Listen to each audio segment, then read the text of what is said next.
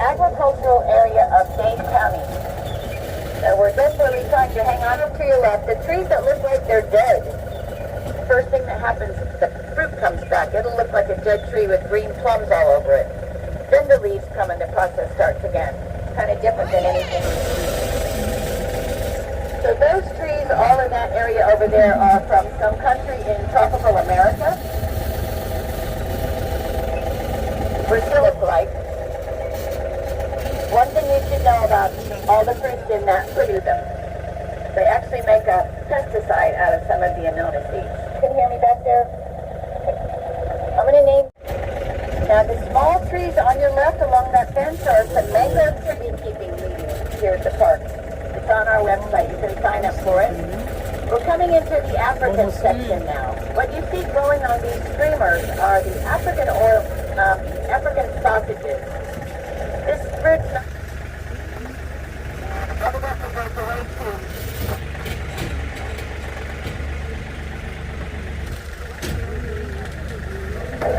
fruits twice a year. The fruit starts out green and it turns bright red and it opens up into a heart. A few years ago, they're up in the tree, but I don't know if they're dropping today. Coming up on the right-hand side, there's some palms that are called gingerbread palms. And inside each one of those, you can actually make carvings and buttons out of them without using the elephant tusk. There's one in Ecuador called tagua that has vegetable ivory in it, but this is ours. It looks like this on the outside and the ivory's on the inside. They're up here on the right.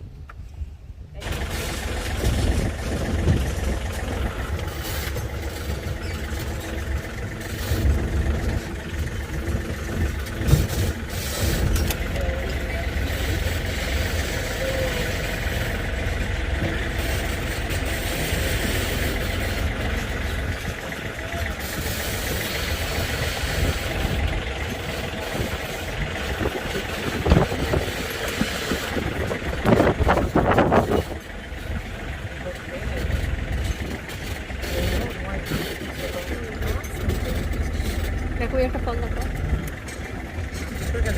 Ito, poisonous fruit na kabisa.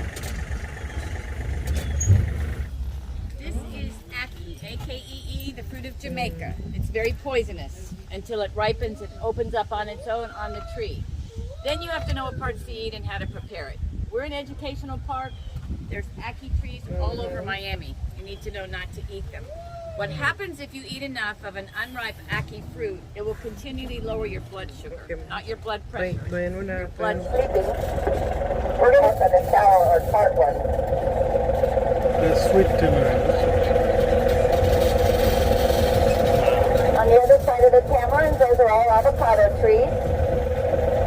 And you're going to see them coming up on the left as well. The avocado trees on the left are all blooming like. Now, I'm going to turn the corner to the right. And on the right-hand side, the second tree is a rainbow eucalyptus. I want you to look like it's been painted. And vibrant when it gets a little more sun. But isn't that amazing? How it's painted? Koalas are evidently the only animal that can safely digest the eucalyptus leaf.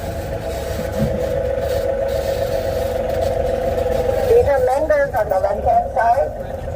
Mango season is May all the way through September. Usually July is the best seed to grow. And they are not true to seed. What that means, you can say will regenerate from the root, which is very unusual. Usually when a tree burns to the ground, it's dead. Hopefully they had a lot of those. They're called a candle nut. Inside each one of the fruits is a nut that has oil in it that will burn like a candle. It's not an edible fruit, they're actually poisonous, but it's used for candle making. The tree of Hawaii, and in Hawaii they call it sakui. You can see the fruit on there.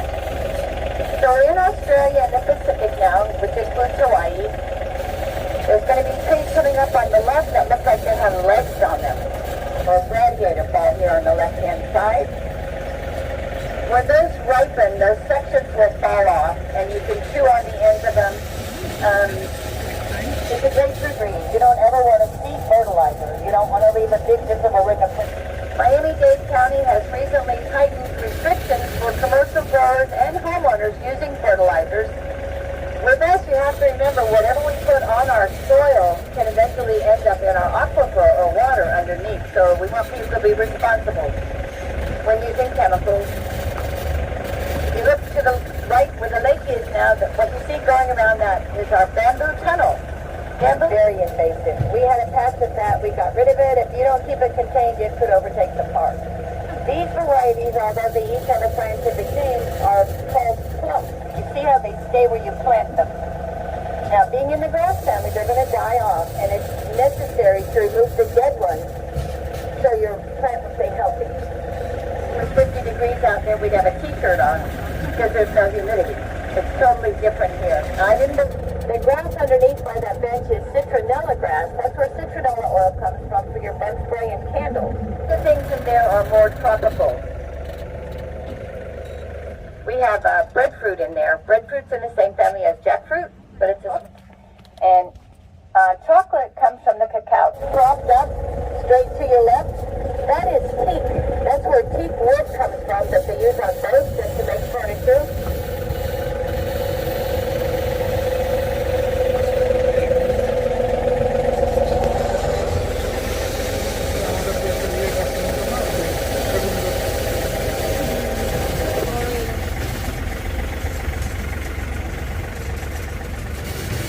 But this variety is dwarf.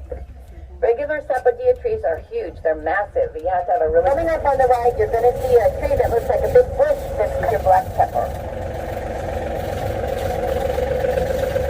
The irrigation system that we use here is very efficient. We use it in the bamboo, in the bananas, the herb garden, all over the park.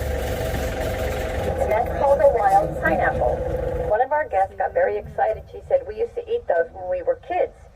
I said, really? That's not a loquat, and it's not a... Mulberries here. On your right. And this is a closer look at your citronella grass here. 8-county pine trees. You see the next summer, so it's a great way to show them. Now, our planting season for vegetables and herbs begins in September and October. So we're open till 5 o'clock. If you guys have your lunch and you want to have lunch out at the picnic tables, or you can go get lunch and come back and have lunch. Everybody says, what's the best time of year to come to see all the fruits? Since we have groups from all over the world, we open.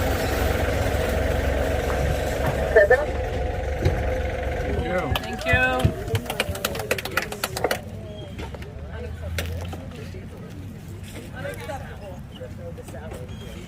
Ito.